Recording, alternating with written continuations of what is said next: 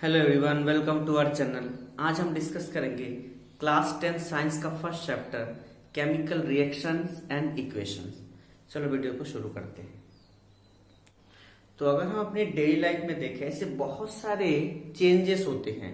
अगर कुछ भी चेंजेस हो रहा है, चेंजेस के थ्रू ही क्या समझ सकते हैं हम रिएक्शंस को। तो अगर हम अपने डेली लाइफ में देखें, ऐसे बहुत सारे चेंजेस होंगे। जो चेंजेस टू टाइप्स के हो सकते हैं। एक हो सकता है फिजिकल चेंजेस,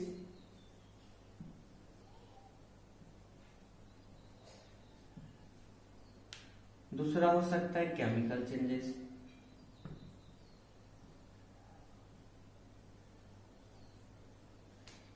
दो टाइप के ही चेंजेस हो सकते हैं। फिजिकल चेंजेस का मतलब क्या होगा, यानी ऐसा चेंजेस जो रिवर्स हो सके, राइट। तो फिजिकल चेंजेस रिवर्स हो सकता है, कैन बी रिवर्स।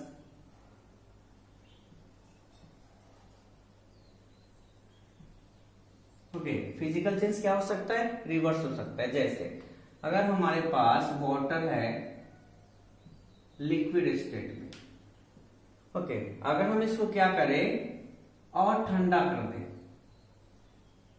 तो किस में कन्वर्ट हो जाएगा, ये आइस में। आइस कौन सा स्टेट होता है, सॉलिड में। दैट मीन्स लिक्विड से किस में कन्वर्ट हो रहा है, सॉलिड में। इसमें क्या चेंज हो रहा है, स्टेट। तो फिजिकल चेंजेस में क्या क्या चेंज हो सकता है, उसका स्टेट चेंज हो सकता है, उसका साइज शेप चेंज हो सकता है। ओके, तो इस टाइप के जब चेंजेस हो जो फिर से रिवर्स हो सके, इस चेंजेस को हम क्या बोलते हैं, फिजिकल चेंजेस। अब आते हैं केमिकल चेंज क्या है। केमिकल चेंजेस का सिंपल मतलब होता है कि ऐसा चेंज जो रिवर्स ना हो सके, can not be reverse.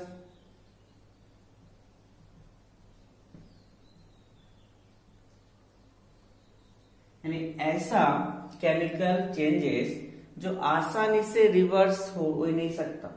Okay, उसको हम क्या बोलते हैं, केमिकल चेंजेस। जैसे मिल्क से कर्ड में कन्वर्ट हो जाना, केमिकल चेंजेस हो गया।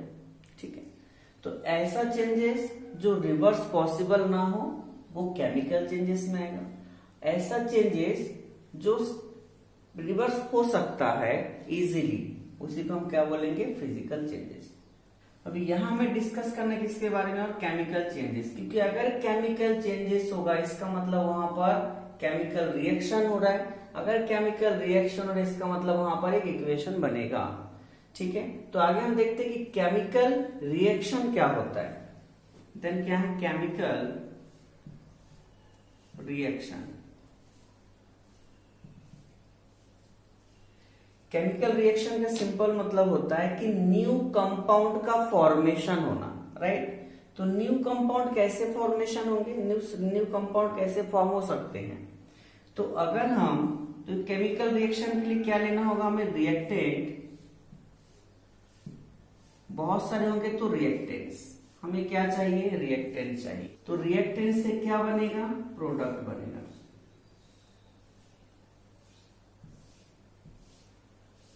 ओके, अगर ये रिएक्टेंट से प्रोडक्ट बना, लेकिन अगर वो रिवर्स ना हो सके, मतलब वहां पर कौन सा रिएक्शन हो रहा है, केमिकल रिएक्शन। जैसे अगर हम यहां पर एग्जांपल देखें,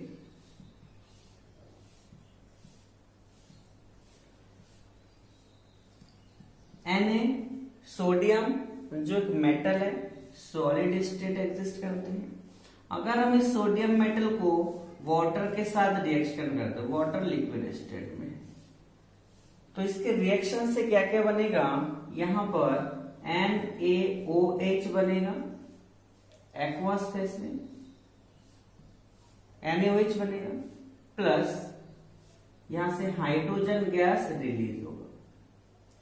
और ये दोनों के रिएक्शन से फिर हमें सोडियम और H2O नहीं मिल सकता। दैट मीन्स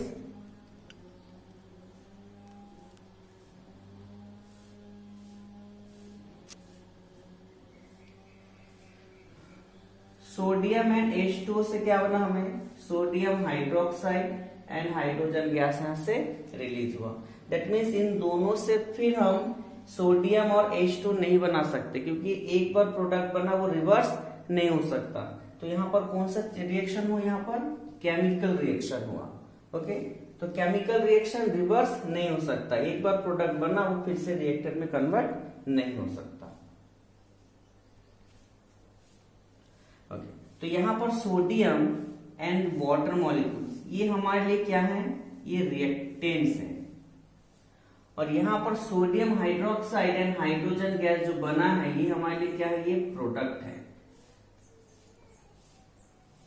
तो केमिकल रिएक्शन जब भी होगा, केमिकल रिएक्शन हमेशा न्यू कंपाउंड का फॉर्मेशन होना है, हमेशा क्या बनेगा, न्यू कंपाउंड जो है हमेशा बनने वाले हैं। जब भी केमिकल रिएक्शन होगा कुछ न्यू कंपाउंड बनेगा, दैट मीन्स न्यू कंपाउंड बनेगा मतलब समझना है कि यहाँ पर क्या हुआ है, कोई केमिकल रिएक्शन हुआ है। ओके, अब केमिकल रिएक्शन होगा तो हम कैसे पहचानेंगे कोई भी रिएक्शन को देख के कि क्या क्या होना चाहिए। तो देखते हैं आगे कि केमिकल रिएक्शन के लिए क्या क्या होना जरूरी है। अब नेक्स्ट है आइडेंटिफिकेशन ऑफ केमिकल रिएक्शन। हम इसको आइडेंटिफिकेशन कैसे करें, तो आइडेंटिफिकेशन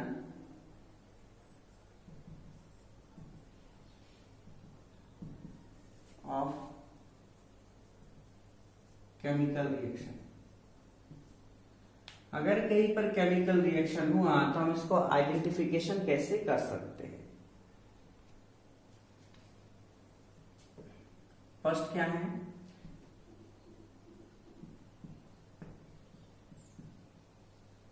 अगर कलर में चेंज हो रहा है, कोई भी रिएक्शन में अगर कलर में चेंज हो रहा है, इसका मतलब हम समझ सकते हैं कि वहां पर केमिकल रिएक्शन हो रहा है। दूसरा, अगर change in temperature,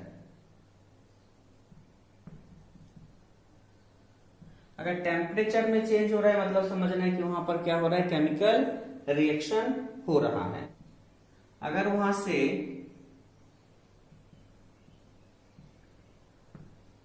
evolution of a gas, अगर वहां से गैस रिलीज हो रहा है, अगर रिएक्शन के थ्रू गैस रिलीज हो रहा है, इसका मतलब है वहां पर भी केमिकल रिएक्शन हो रहा है। ओके, नेक्स्ट है फॉर्मेशन ऑफ प्रेसिपिटेशन।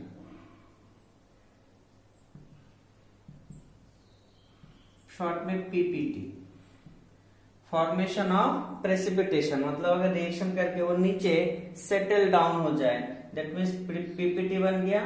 पीपीटी बना इसका मतलब वहां पर केमिकल रिएक्शन हुआ है। और एक यहां पर क्या देख सकते हैं हम, इन स्टेट,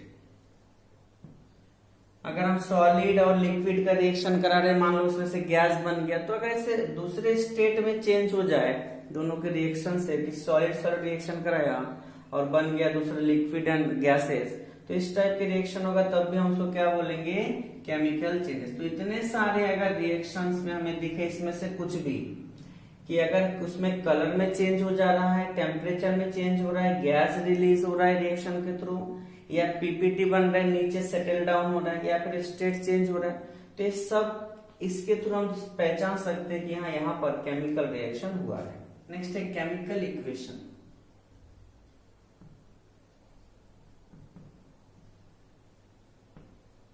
केमिकल रिएक्शन को सिंबॉलिक फॉर्म में रिप्रेजेंट करना ही क्या होता है, केमिकल इक्वेशन होता है। जैसे केमिकल रिएक्शन में क्या होता है कि जो रिएक्टेंट्स होते हैं, रिएक्टेंट्स, इससे बनता क्या है, प्रोडक्ट। तो रिएक्टेंट से प्रोडक्ट बनेगा। तो अगर रिएक्टेंट्स बहुत सारे अलग अलग टाइप के हैं तो उसके बीच में कौन सा साइन आएगा, प्लस का। प्रोडक्ट भी अगर बहुत सारे हैं तो उसके बीच में साइन कौन सा आएगा, प्लस का। और सारे यहाँ पर रिएक्टेंट प्रोडक्ट को एक साथ हम क्या बोलते हैं, केमिकल इक्वेशन बोलते हैं। जैसे अभी हमने जो एग्जांपल लिया था Na, जो सॉलिड फॉर्म में है, अगर हम इसमें क्या किसके साथ रिएक्शन करें, वाटर के साथ जो लिक्विड फॉर्म में है, तो इन दोनों से बनते क्या है, ये बनते हैं सोडियम हाइड्रोक्साइड जो एक्वस फेस में है, और यहां से कौन सा गैस रिलीज हो जाता है, हाइड्रोजन गैस। तो ये जो पूरा बना है ये रिएक्टेंट और प्रोडक्ट, इसी को हम क्या बोलते हैं, ये केमिकल इक्वेशन बोलते हैं। ओके, और इसको हम सिंबल के फॉर्म में रिप्रेजेंट कर दिया, और जितने भी रिएक्टेंट है उसके बीच में कौन सा साइन लगाना है, हमें प्लस का साइन लगाना है। ओके, तो इसी को हम क्या बोलते हैं, केमिकल इक्वेशन बोलेंगे।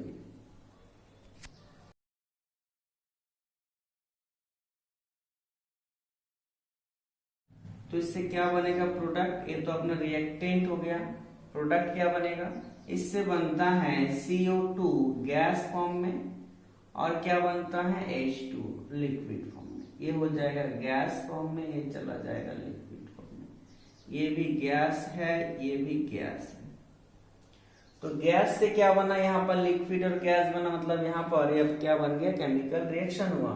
तो इसको सिंबॉलिक फॉर्म में रिप्रेजेंट कर देते हैं, क्या बन गया, केमिकल इक्वेशन। अब इस केमिकल इक्वेशन को बैलेंस करने भी आना चाहिए, कैसे बैलेंस करें।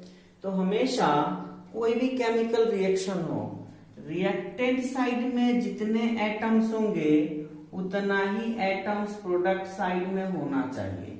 मतलब रिएक्टेंट और प्रोडक्ट का जो मास होगा वो हमेशा कांस्टेंट होना चाहिए, सेम होना चाहिए।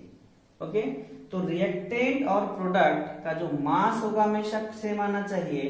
तो मास से कम आएगा जब दोनों साइड के एटम सेम होंगे, उसी कंडीशन में क्या आ सकता है, यहाँ पर मास सेम हो सकता है।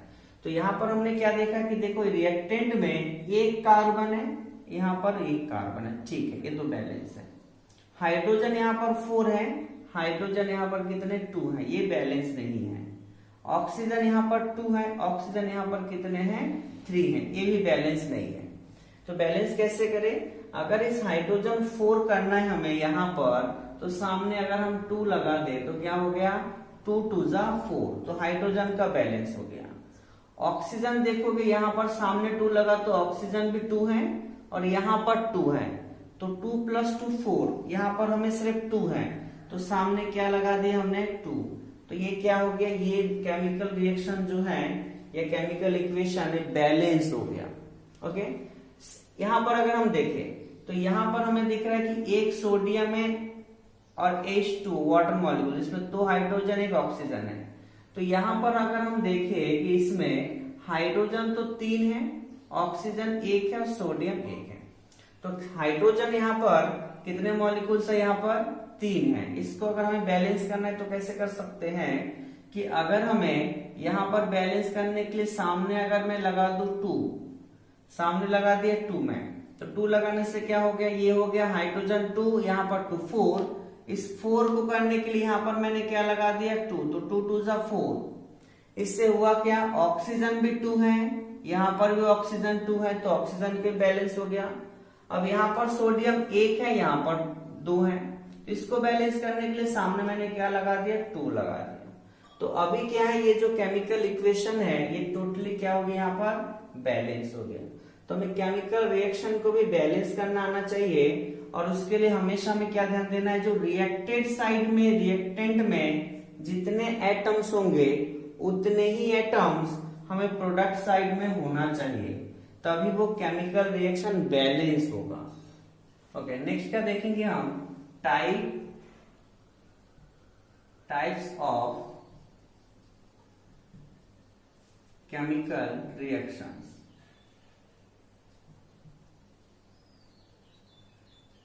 तो टाइप्स ऑफ केमिकल रिएक्शंस देखेंगे। तो फर्स्ट इसमें हम डिस्कस करेंगे कॉम्बिनेशन रिएक्शन।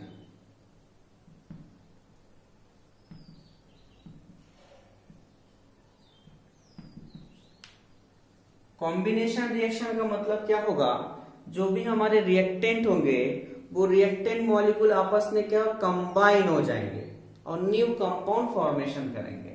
ओके, तो अगर हम यहाँ पर जितने भी रिएक्टेंट लेंगे, बहुत सारे अलग अलग रिएक्टेंट, वो सब एक साथ कंबाइन होके एक ही कंपाउंड बना लेगा, तो उसको हम क्या बोलेंगे, कॉम्बिनेशन रिएक्शन।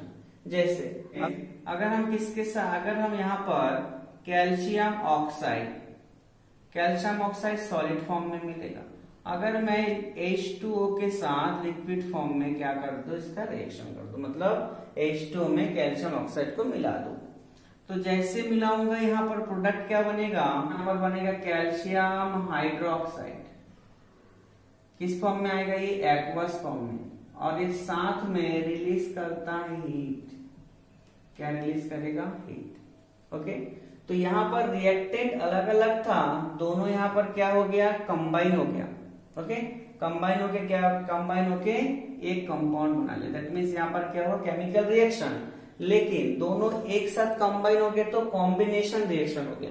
तो जब भी कॉम्बिनेशन होगा, दो रिएक्टेंट कंबाइन होगा। जैसे अगर मैं हाइड्रोजन गैस और नाइट्रोजन गैस, इन दोनों का कॉम्बिनेशन रिएक्शन हो जाए तो इससे क्या बनेगा, इससे बनेगा अमोनिया NH3।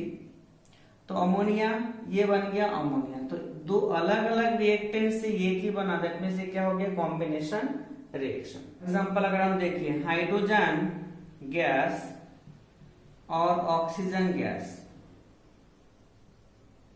अगर इन दोनों का रिएक्शन हो हाइड्रोजन ऑक्सीजन गैस, तो एक इसमें कन्वर्ट होता है H2O, जो कौन से फॉर्म में एग्जिस्ट करते हैं, लिक्विड। तो यहां पर भी क्या हुआ, ये केमिकल रिएक्शन, लेकिन दोनों मॉलिक्यूल कंबाइन हुआ तो क्या बोलेंगे इसका, कॉम्बिनेशन रिएक्शन। और एग्जांपल ले कार्बन, कार्बन किस फॉर्म में एग्जिस्ट करते हैं, सॉलिड फॉर्म में। अगर कार्बन का क्या हो जाए, कार्बन को हम जला दे, बर्न करा दे, ठीक है, कंबशन करा दे, तो कंबशन कराने के लिए क्या चाहिए होगा, ऑक्सीजन गैस चाहिए होगा। जब ये दोनों कंबाइन होते हैं तो यहाँ पर क्या बनता है, कार्बन डाइऑक्साइड, किस फॉर्म में, गैस फॉर्म में बनता है, और साथ में रिलीज कर देता है हीट। डिकम्पोजिशन का मतलब होता है कि अगर हमारे पास एक कंपाउंड है, उस कंपाउंड को हम अलग अलग तोड़ना चाहते हैं, ब्रेक करना चाहते हैं, तो हमें क्या करना होगा, उस कंपाउंड को हीट करना होगा। अगर हम हीट कर दे तो अलग अलग में क्या होगा, वो ब्रेक हो जाएगा। तो इसका सबसे अच्छा एग्जांपल है CaCO3, कैल्शियम कार्बोनेट। तो कैल्शियम कार्बोनेट याद रखना कि जब भी कार्बोनेट प्रेजेंट हो, CO3 प्रेजेंट हो किसी के साथ में, अगर अब वहां पर हीट हो रहा है, मतलब हीट एनर्जी उसको मिल रहा है, तो हमेशा CO3 में से CO2 वहां से निकल जाएगा। तो अगर मैं कैल्शियम कार्बोनेट को हीट कर दूं तो यहां से कैल्शियम ऑक्साइड बचेगा जो सॉलिड फॉर्म में, और यहां से क्या निकल जाएगा, CO2 किस फॉर्म में निकलेगा, गैस फॉर्म में। ओके, तो यहां पर कैल्शियम कार्बोनेट एक रिएक्टेंट था हमारे पास, हमने उसको ही कैल्शियम ऑक्साइड और कार्बन डाइऑक्साइड में कन्वर्ट हो गया। तो यहाँ पर एक जो रिएक्टेंट वो 2 पार्ट में ब्रेक हो गया, दैट मीन्स अलग हो गया। तो जब अलग हो जाएगा या 2 टाइप्स और मोर देन 2 पार्ट में डिवाइड हो जाता है रिएक्टेंट, तो उसी को हम क्या बोलते हैं, डिकम्पोजिशन रिएक्शन। डिकम्पोज हो गया, अलग अलग हो गया, ब्रेक हो गया, टूट गया जो अपना रिएक्टेंट था। तो अगर रिएक्टेंट, एक रिएक्टेंट तो सिंगल रिएक्टेंट अगर वो ब्रेक हो जाए 2 और मोर देन 2 प्रोडक्ट्स में, तो इसी रिएक्शन को हम क्या बोलेंगे, डिकम्पोजिशन रिएक्शन। ओके, नेक्स्ट देखते हैं एक्सोथर्मिक एंड एंडोथर्मिक रिएक्शन। एक्सो का मतलब है हीट एनर्जी बाहर निकलेगा।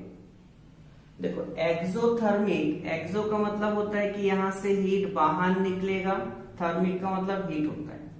तो अगर ऐसा रिएक्शन जिसमें हीट एनर्जी रिलीज हो, तो हीट एनर्जी रिलीज होगा तो हम उस रिएक्शन को क्या बोलेंगे, एक्सोथर्मिक रिएक्शन। एक्सो का मतलब होता है बाहर। तो अगर हीट किसी भी रिएक्शन के थ्रू रिलीज होगा, that means exothermic reaction. Endo का मतलब होता है अंदर।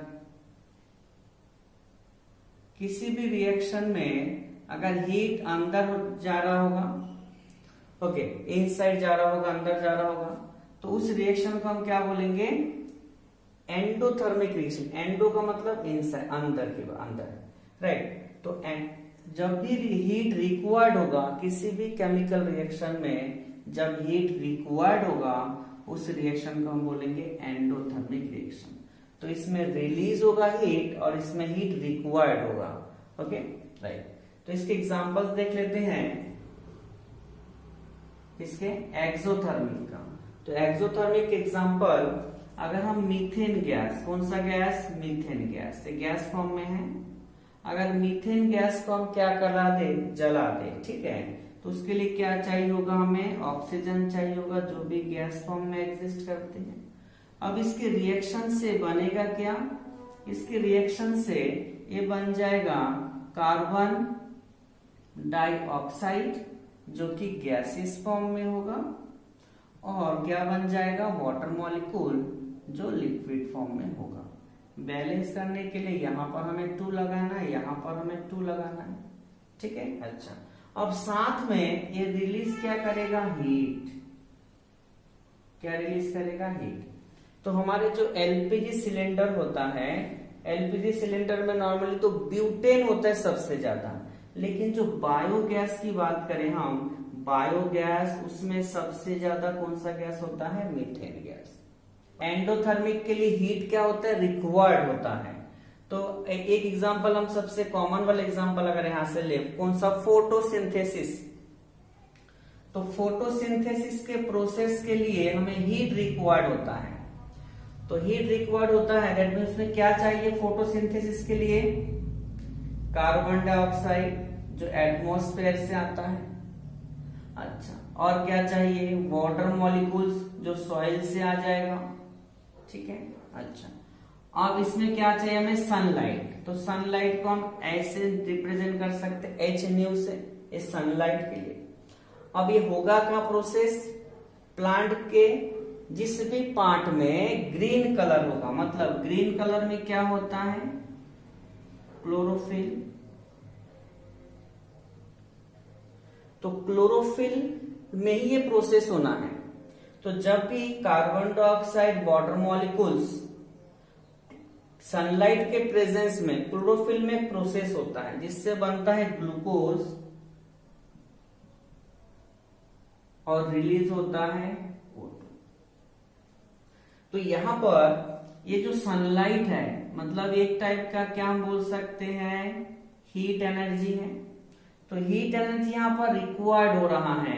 ये हीट के बिना, सनलाइट के बिना यहाँ पर फोटोसिंथेसिस नहीं हो सकता। इसका मतलब इस रिएक्शन के लिए जो ग्लूकोज फॉर्मेशन हो रहा है, इस रिएक्शन के लिए हमें हीट रिक्वायर्ड होता है। तो ये एक एग्जांपल किसका आ जाएगा, एंडोथर्मिक रिएक्शन का। तो ऐसे जितने भी रिएक्शन है जहां पर हीट रिक्वायर्ड होगा, वो सब के लिए हम क्या बोलेंगे, एंडोथर्मिक रिएक्शन। ओके, नेक्स्ट है displacement reaction.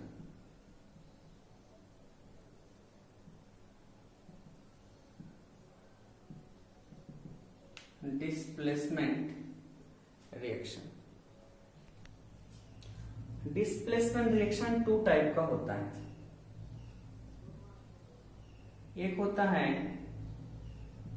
Single displacement reaction, दूसरा होता है double displacement reaction. Okay, single displacement reaction है, double displacement reaction. Single displacement में क्या होगा कि डिस्प्लेसमेंट का मतलब है कि एक जो है दूसरे को वहां से हटा देगा, वो खुद वहां बैठ जाएगा। जैसे इसके एग्जांपल अगर हम देखें तो जिंक जो क्या है, सॉलिड फॉर्म में है। अगर हम जिंक को कॉपर सल्फेट के सॉल्यूशन में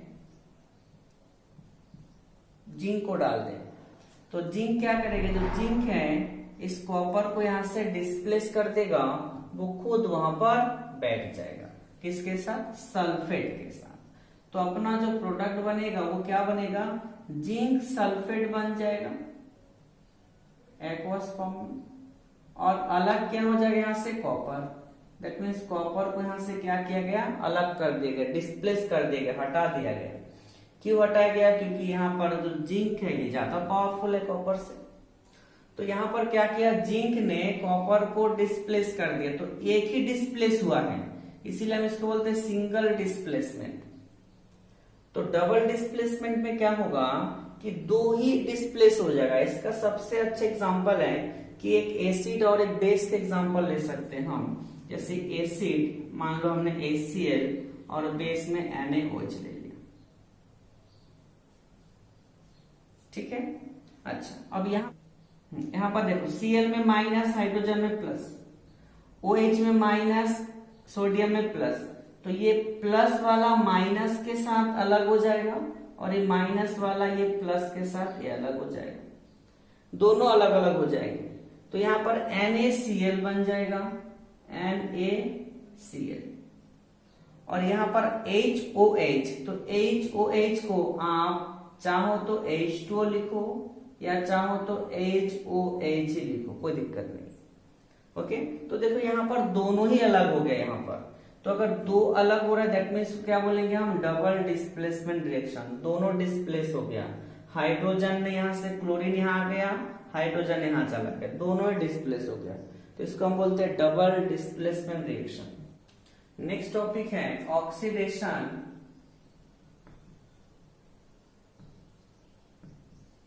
and reduction. Oxidation and reduction. तो ऑक्सीडेशन रिडक्शन को अगर हम सिंपल समझे तो ऑक्सीडेशन प्रोसेस हमें कैसे समझना है देख के कि ऑक्सीडेशन हो रहा है।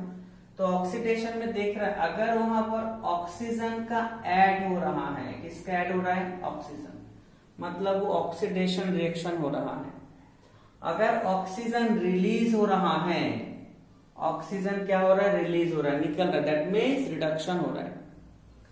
अगर किसी भी रिएक्शन में हाइड्रोजन या किसी भी कंपाउंड से हाइड्रोजन निकल रहा है, तो हाइड्रोजन निकल रहा है तब भी होगा ऑक्सीडेशन। अगर हाइड्रोजन ऐड हो रहा है दैट मीन्स रिडक्शन हो जाएगा। अगर किसी भी रिएक्शन में से इलेक्ट्रॉन निकल जाए, क्या निकल जाए, इलेक्ट्रॉन, तो मोस्ट ऑफ द केस में हम इलेक्ट्रॉन से ही समझेंगे। तो अगर इलेक्ट्रॉन रिलीज हो, ऑक्सीडेशन का मतलब जो इलेक्ट्रॉन को रिलीज करे, लेकिन रिडक्शन में क्या होगा, हमेशा इलेक्ट्रॉन ऐड होगा। ओके, तो ये तीनों प्रोसेस हो सकता है ऑक्सीडेशन में। ऑक्सीडेशन में ऑक्सीजन ऐड भी होगा तब भी ऑक्सीडेशन, अगर हाइड्रोजन रिलीज हो रहा है तब भी ऑक्सीडेशन, अगर इलेक्ट्रॉन रिलीज हो रहा है तब भी ऑक्सीडेशन। रिडक्शन में ऑक्सीजन रिलीज होगा तब भी रिडक्शन, हाइड्रोजन ऐड होगा तब भी रिडक्शन, या इलेक्ट्रॉन ऐड होगा तब रिडक्शन। दैट मीन्स हमें अगर तीन याद रखेंगे इसका उल्टा हो जाएगा रिडक्शन में। ओके, तो इन तीनों प्रोसेस में से जो भी होगा उसके थ्रू हम ऑक्सीडेशन रिडक्शन को इजीली हम फाइंड आउट कर सकते हैं। अब इसके दो चार एग्जाम्पल देख लेते हैं। ओके, कुछ एग्जाम्पल देख लेते हैं किसके, ऑक्सीडेशन के। तो ऑक्सीडेशन के एग्जाम्पल देख लेते हैं। मान लो जिंक है, Z किसमें है, सॉलिड में। अगर ये जिंक किसमें कन्वर्ट हो जाए, आयन में, और साथ में ये क्या रिलीज कर दे, 2 इलेक्ट्रॉन, तो 2 इलेक्ट्रॉन रिलीज हो रहा है, मतलब हुआ क्या, यहां पर ऑक्सीडेशन हो गया। क्या हो गया, ऑक्सीडेशन। अच्छा, दूसरा, अगर मान लो हमारे पास कॉपर है, किस फॉर्म में है, सॉलिड फॉर्म में। अगर मान लो इसमें ऑक्सीजन ऐड हो जाए तो क्या बनेगा, ये बनेगा कॉपर ऑक्साइड। क्या बनेगा, कॉपर ऑक्साइड। तो ये भी किस फॉर्म में, तो गैस फॉर्म में, ये हो गया सॉलिड फॉर्म में। तो कॉपर ऑक्साइड जो बनेगा, यहाँ पर ऑक्सीजन क्या हुआ, ऐड हो गया। तो ऐड हो गया मतलब यहाँ पर भी क्या हुआ, ऑक्सीडेशन हो गया। ओके, अब रिडक्शन के एग्जांपल को अगर हम देखें तो इसमें क्या है कि या तो ऑक्सीजन रिलीज होगा, या तो हाइड्रोजन ऐड होगा, या तो इलेक्ट्रॉन ऐड होगा। तो ओके, तो यहां पर अगर हम सोडियम का रिएक्शन करा दें हाइड्रोजन गैस के साथ, सोडियम सॉलिड फॉर्म एग्जिस्ट करते हैं, हाइड्रोजन गैस फॉर्म में, तो इन दोनों से बनते क्या है, सोडियम हाइड्राइड NaH। बैलेंस करेंगे तो यहाँ 2 2 लग जाएगा। तो यहाँ पर हाइड्रोजन क्या हुआ, ऐड हुआ, दैट मीन्स यहाँ पर क्या हो, रिडक्शन हो रहा है। इसके उल्टा अगर मान लो ये जिंक है कितना प्लस में, 2 प्लस में, जो यहाँ पर बना था, अगर ये क्या करे 2 इलेक्ट्रॉन इसको मिल जाए, तो 2 इलेक्ट्रॉन अगर ऐड हो रहा है इलेक्ट्रॉन, तो इलेक्ट्रॉन अगर ऐड हो रहा है तो ये क्या बन जाएगा, ये बनेगा जिंक, जो कि इसमें बनेगा फिर से सॉलिड में, ये भी रिडक्शन। ठीक है। दूसरा अगर हम देखें क्लोरीन, क्लोरीन जो होते हैं इसके पास ऑक्टेट कंप्लीट नहीं है, एक इलेक्ट्रॉन कम है। अगर ये क्लोरीन क्या करेगा, एक इलेक्ट्रॉन ले लेगा, तो ये क्लोरीन क्या बन जाएगा, Cl माइनस बनेगा। ओके, तो यहां पर भी इलेक्ट्रॉन गेन करेगा, तो यहाँ क्या बन गया, ये रिडक्शन हो गया। अगर हम सोडियम की बात करें, मान लो सोडियम, ये क्या करा, एक इलेक्ट्रॉन रिलीज कर दिया, तो ये सोडियम प्लस बनेगा यहाँ, और यहाँ पर इलेक्ट्रॉन क्या हो गया, निकल गया। तो हमेशा हमें ये देखना है कि अगर इलेक्ट्रॉन ऐड हो रहा है तो रिडक्शन हो जाएगा, अगर इलेक्ट्रॉन रिलीज हो रहा है तो ऑक्सीडेशन हो जाएगा।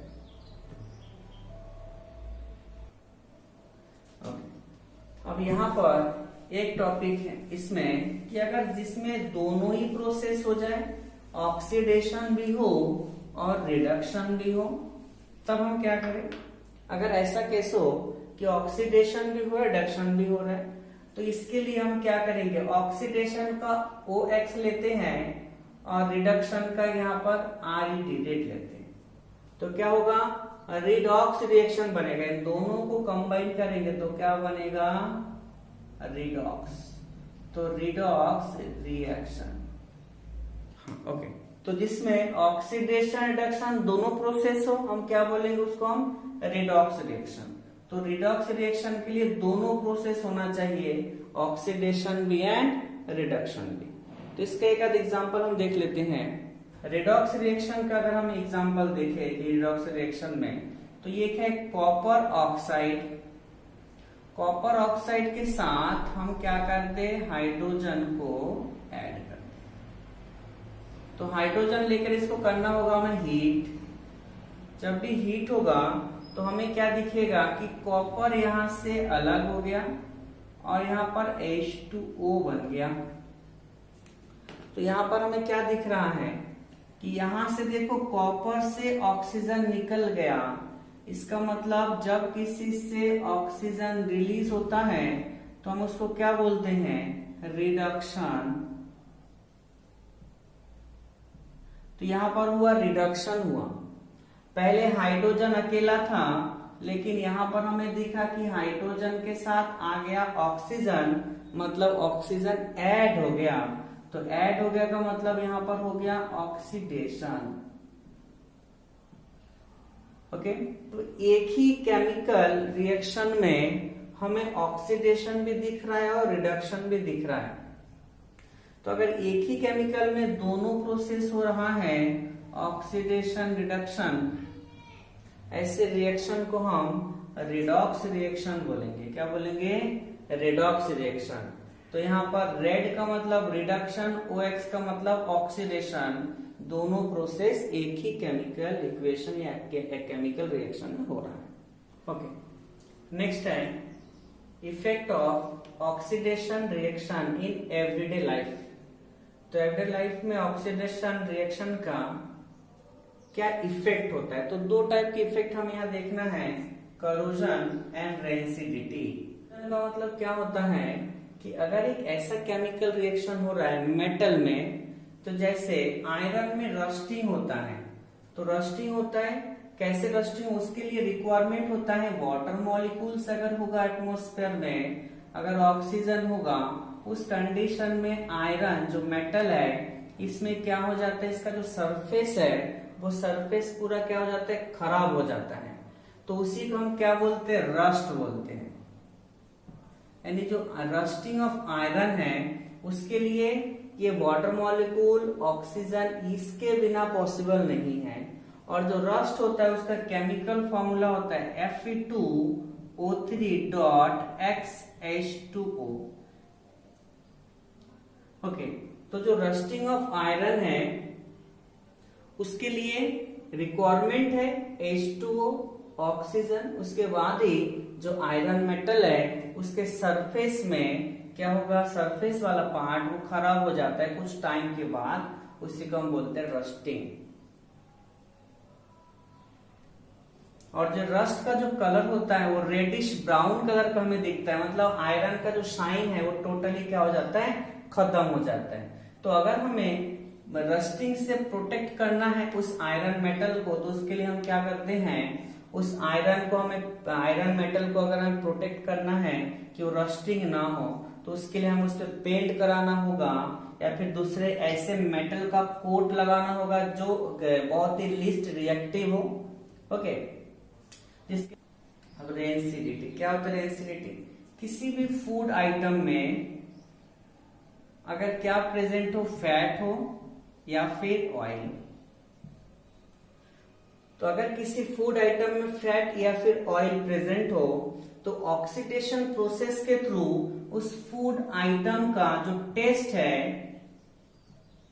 या फिर जो स्मेल है वो टोटली क्या हो जाता है, चेंज हो जाता है। टोटली क्या हो जाएगा, चेंज हो जाएगा। तो फूड आइटम का टेस्ट और स्मेल अगर होगा, क्या होगा, ऑक्सीडेशन। तो ऑक्सीडेशन प्रोसेस के थ्रू फूड आइटम में टेस्ट और स्मेल चेंज होगा, लेकिन कंडीशन है अगर वो ऑयल या फिर फैट प्रेजेंट हो फूड में तब। ओके, तो इसी को हम क्या बोलते हैं, रेंसिडिटी। इसका मतलब, रेंसिडिटी का मतलब सिंपल है कि किसी फूड आइटम में फैट या फिर ऑयल प्रेजेंट हो, अगर उसका ऑक्सीडेशन हो जाए ऑयल या फैट का, तो जिससे टेस्ट और स्मेल अगर चेंज हो जाए, उसी को हम क्या बोलते हैं, रेंसिडिटी। तो अगर हमें इससे प्रोटेक्ट करना है कि रेंसिडिटी ना हो तो क्या कर सकते हैं, तो जो फूड आइटम है उसको हमें एयर टाइट करके पैक करना है। दूसरा क्या है, जो भी यानी फैट ऑयल वाला कुछ भी या फिर पोटैटो, जो पोटैटो के आइटम्स होते हैं, जो चिप्स बनते हैं, उसको हमें नाइट्रोजन गैस के साथ पैक करना चाहिए, क्योंकि नाइट्रोजन गैस जो होता है वो रिएक्ट नहीं करता, एयर नहीं होना चाहिए उसमें। अच्छा, उसके बाद फूड आइटम को हमें ठंडा, एकदम कूल रेफ्रिजरेटर में लो टेम्परेचर में रखना चाहिए, जिससे भी क्या होगा, ऑक्सीडेशन के प्रोसेस नहीं होगा। अच्छा, उसके बाद जो भी कुक्ड फूड है, कुक्ड फूड को डायरेक्ट सनलाइट के कांटेक्ट में भी नहीं रखना चाहिए, वहां पर भी क्या होता है, ऑक्सीडेशन हो जाते हैं। तो ये सारी चीजें अगर नहीं करें तो हम रेंसिडिटी से फूड को प्रोटेक्ट कर सकते हैं। हाँ, तो इस चैप्टर का ये जो है क्विक रिवीजन था। आई होप आपको अच्छा लगा होगा। अगर आपको अच्छा लगा है तो लाइक शेयर कमेंट जरूर करें, चैनल को सब्सक्राइब करें and thank you for watching.